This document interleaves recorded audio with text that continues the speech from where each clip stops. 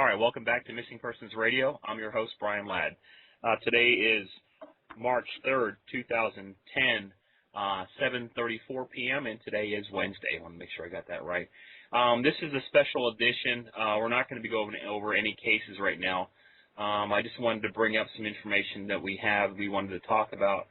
I have Psychic Gail St. John on the phone with me, and I have Susan. Susan works closely with us on missing person cases. So welcome, guys. Hi, Brian. Hi, Gail. Hi, Susan. Okay, guys, what we want to talk about real quick is the Gabriel Scott Johnson case. Gabriel was reported missing, I believe, on the 26th of December from Tempe, Arizona, 2009. To date, we still don't know where this little baby is. Gail, you've done some work on this case. I've done some work on this case, and Susan has helped us out a lot. We've spoken with a lot of people. We discussed a lot of things. We discussed a lot of theories and stuff like that. Gail, now you're getting ready possibly to go down to Texas, correct? Correct. Okay, and we'll discuss that too. I basically wanted to ask you a few questions as far as we recently made public a reading that you had done for Gabriel per request of Tammy and Jack Smith. How do you think that went, and what do you think we've come up with so far as the location of Gabriel? Well, I got some information, and what bothered me is kind of almost like what I felt in the Anthony case when I was working that, the importance of doing a blind drive on this, and I don't feel like that in all the cases, but this case here I feel like there's an importance to doing the blind drive. And I sent you an email out, kind of telling you how I felt. Yeah, and I had posted that. I'm still a little, still wondering exactly who that may have been referring to, but that is posted on the case file. And if you're referring to the email where you think that maybe some people in this case aren't being quite truthful. Right, I feel there's deception here. Yeah, definitely some deception. I think full truths aren't coming out from all parties involved, and obviously because we don't know where Gabriel is. But I really just have a feeling that someone, people you've been speaking to, there's been a lot of deception trying to lead the case into a different direction to suit their needs. Okay, well, I've been speaking with a lot of people. Any ideas of who, or you just don't know, or? I do, and what I'm going to say is I'm at this point really I have to be very honest here. I'm not willing to say this because I do feel that it could or possibly in some way jeopardize the whereabouts of Gabriel, and I'm not willing to let that out in order to protect the child. Okay. Well, there's one thing that I can say is that, with any missing person case, there's a lot of emotions out there, and we know about that. But our concern is to find Gabriel, and that is it. And like I said before, I'm really not concerned about anybody else other than Gabriel. And it may look to certain people maybe a certain way of how we're doing things, but I think in the long run, people will see what's going on. We're going to use any available means that we know of to help find Gabriel, and that's on our own work. We're not working really with anybody,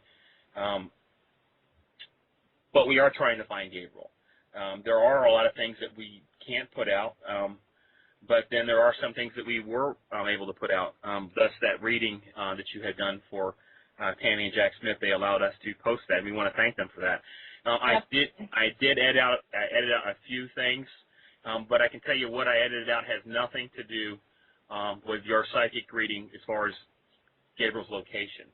Now, the work that I've done on this case, like I said, I believe Gabriel is alive, and I'm not sure why he hasn't been located yet, but what I'm getting as far as all these dream drawings, they keep pointing back to the same things. And that's an event that took place on December 31st of 2009. This Walmart here and some type of Mexico, possibly adoption agency, and then the areas that we have mapped out. They're pretty specific areas too. And looking at everything else, the one thing that kind of bothers me as far as one of the dream drawings that I had it says Gabriel found in this location. And that's come up again, too, as far as the location. I don't think that Gabriel's deceased, but I just don't know what that is. But it doesn't look like you're going to find Gabriel. It doesn't look like, you know, where people would be. But as far as I know, for what I've done, I have not gotten anything as far as Gabriel being deceased. And I don't think that you have either. I haven't. Now I will clarify something. Okay. That doesn't, because I haven't seen a death symbol doesn't necessarily mean there isn't. I've had that happen in cases before, and for good reasons. It's not to lead me in a direction, thinking one way or another. In other words, keeping me unbiased and neutral, Right. which is important. Whenever I work a case, I'm not for any family member. I'm not for any family friend. I'm not for any person but the missing person. I don't care, to be honest with you, what anybody did. True. And I think if everybody's listened to our past shows, we don't, unless it's for promoting, you know, how to help, like when we have Glendine Grant on, who's Jesse Foster's mother. It's on ways that we can help find people. We don't have family members on. We don't interview people. We go over. We're strictly, as far as getting the information that we have out, as far as psychically, our research that we've done is dreams or whatever. That's what we talk about. And if you listen to our past 160 shows, that's usually what everything is about. And also I wanted to bring up that baseball field too. And the information that we have specific locations. I'm not sure if the area's been checked out, but I do know in this case is awful strange. And you're right. There's stuff out there that can't make any sense. There are some inconsistencies in a lot of different things, but listening, and I go back to Elizabeth Johnson, listening to her voice and listening to what I've heard about Elizabeth Johnson, and people might hate me for saying this, but she sounds like a good mother. And we can't compare case to case. We can't say that Elizabeth Johnson is like Casey Anthony. Okay, we can't do that. And we also have to look at her history. And for what I've known, she's never abused a child. And another thing is that it seems to me that baby was well taken care of, despite the lack of help that she may have had or may have not had, and despite the things she was going through. It did seem to me like she, and I don't want to say that in the past tense because I do think Gabriel's life, she has been a good mother up until this last thing, and that still might be a good mother. Giving your child up for adoption takes a lot of guts and a lot of courage, especially if you're in love with that baby, and I believe that she was. So, you know, think what you want about me. Honestly, I really don't care. But I think that Elizabeth Johnson might be telling the truth. You know? Well, you know, that's extremely possible. And the biggest issue that I feel is here, once again, I remain neutral and unbiased because in order for me to find the missing person, like I said, I don't care what anybody did, because the police are going to sort that all out, but if we don't find the child, there's nothing to sort out. Exactly. So we have to be able to find the missing person first. Okay. Before we look at either the situation that happened, who has the child, what happened, what charge has to be brought up, or are we talking about forensic evidence? Okay, and basically, I wanted to our discussion there was basically about you, what you do, as compared to other psychics out there, and that reading, the reading that we had put out a few days ago with you and Tammy and Jack Smith and Deborah and myself. I was actually a little out of it at that point. I think I was sleeping, but we brought that up. People heard what you said. When you go do a blind drive, real quick, just for the people that don't know what that means, can you explain that real quick? A blind drive is when we go to the last known location of a person. And what I do is feel for the vibration, which in this case I would be feeling for the vibration of Elizabeth with Gabriel. Okay.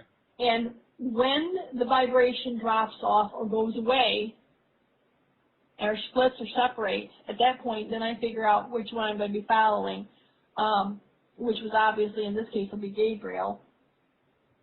and I drive without looking at street signs. Whoever's with me usually records it, so they'll catch street signs or wherever, where I at. But I drive without paying attention. I go strictly on hearing what I'm being told, where to turn, what to do, and feeling what I feel. Okay. Which you can see, anyone who's viewed the Kaylee Anthony case can see exactly how a blind drive is done. Right. Just for people that haven't seen that, that is on Gail's website, psychicgail.com, if you want to see the blind drive video with Kaylee Anthony. And you can see the reactions, especially in Travis Sanders, where you guys stopped right in that area where, in fact, it turned out to be Kaylee's body was located. You could see the feelings, and even in your statements that you needed to go back. I believe it was Suburban Street, but you had definitely felt that that area has not been checked, and you had said that several times. As a matter of fact, you had said the word liars. I don't know. Do you remember that? Yeah, I got criticized a lot. Well, I think you got criticized too for some profanity in there, but you know what, guys? This isn't TV. This is your guys. This is reality. Yeah, I'm not one to. Right, I'm not one to criticize you on that. I mean, this is real. This is real stuff. Nothing was edited. No, Gail did not move Kaylee Anthony's body. Yeah, I did get a lot of criticism, a lot of emails. Because you understand, one that wasn't made really in a sense to be public. But when we're doing it, you can understand the heat of the moment. Mm-hmm. What's going on? The emotions are running high. You're feeling all these things. I apologize for what comes out sometimes in these blind drives, but in all reality, that's what it is. It's reality. So if you want to call it real reality TV, that really is. All right. Now, this case, I know, working with you for the past couple of years and how you work, generally when you're out searching for somebody, you're looking for a body. And I think why this case has been difficult for you is because you're not sure that Gabriel's deceased, so you're going off different type of vibrations or whatever you're doing. Is that correct? Yes, I have to go according to different feelings on this, and in tracking somebody who's possibly, could be on the move or whatever. The biggest, most important thing I feel is actually getting there and feeling her vibration, picking up Gabriel's vibration, and determining where the split came about. Okay. Now, I did that in another case, and I located. So, it's not the first time I've done this. So it's just very important to really get yourself into both their vibrations so you can tell where that splits off. Remember, vibrations are the person's DNA to me. Okay. I'm sure a lot of people don't understand it. I kind of don't. Like I said, I'm not psychic. I just record my dreams. I don't think Susan knows that, but that's what you do. And I was just saying that this is a little bit different than Search for Gabriel. When you go down there, where's the first place you want to go? To the motel where she was last seen. Okay. And Susan, that's in San Antonio, correct? Yes, it is. Okay. Question on that. She stayed at 2. Okay. Now, she stayed at 2. Did she just change rooms, or was she stayed?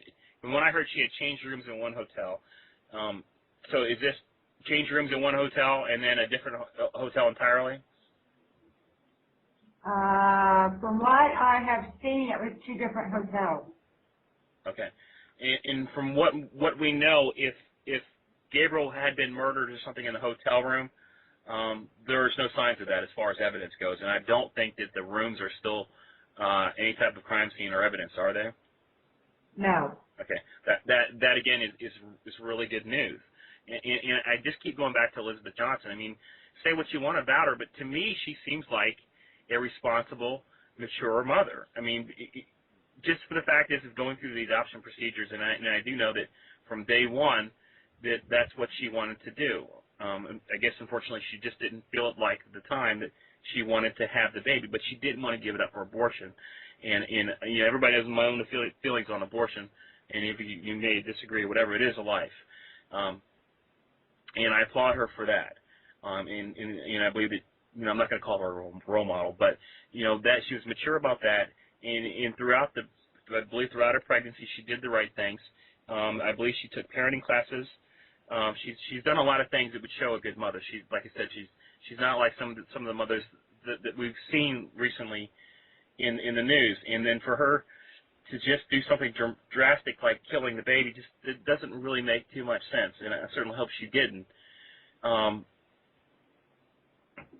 To me, there's a good chance you probably did hand this child off to somebody.